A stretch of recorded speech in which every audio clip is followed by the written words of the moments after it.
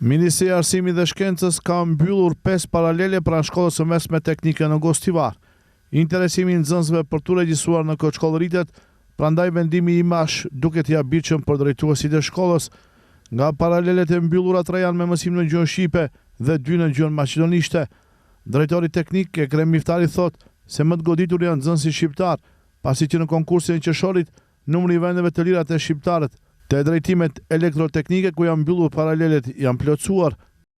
Në momentin që e shpallën konkursin, pam një zvoglim prej 5 paralele.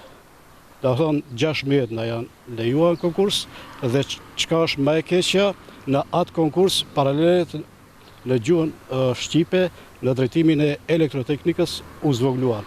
Kjo, do të thonë, unë kam përvojë 33 vite në këtë shkollë, gjithmonë teknikë energjetikës, elektronika dhe në kohën e fundit teknikë kompjuterike automatike kanë ekzistuar si profile 4 vjeçare dhe nuk kuptohet elektriqis ose elektromontues i rrjetave energjetike 3 vjeçar.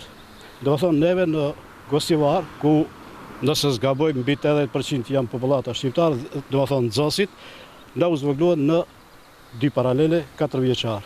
A vitin e kaluar, do të thonë kemi pas vetëm në elektro 90 që bjen kur të pjesësohet, dikun të 4 paralele, do të thonë edhe 3 vjeçar, edhe mendoj 4 vjeçar. Pse ndodh kjo? Ne reaguam, ato arsyetojnë se me buxhetin, por nuk ka të bëjë me buxhetin, por prapavia është diçka tjetër. Ndërsa shqiptarëve drejtimet atraktive dhe që i kërkon tregu i punës u mbyllen, te pala mashonasa do rriten, thot Miftari. Ç'është më e keqe në elektro aq, do të thonë u është lejuar 3 paralele dhe tash do të thonë edhe një mbas kërkesës që është bërë, do të thonë 4 paralele, 4 profile në gjuhë maqedone, në gjuhë shqipe tentohet vetëm 2 paralele, edhe 2 profile. Kjo është ajo më e keqe pse kemi reaguar ne. Nëse Ministri i Arsimit dhe Shkencës nuk ofron zgjidhje, Miftari thekson se paralelet në gjuhën shqipe do tentohen të mbahen gjallë përmes komunës së Gostivarit me të vetmin qëllim që nxënësit mos mbeten pa zgjidhje.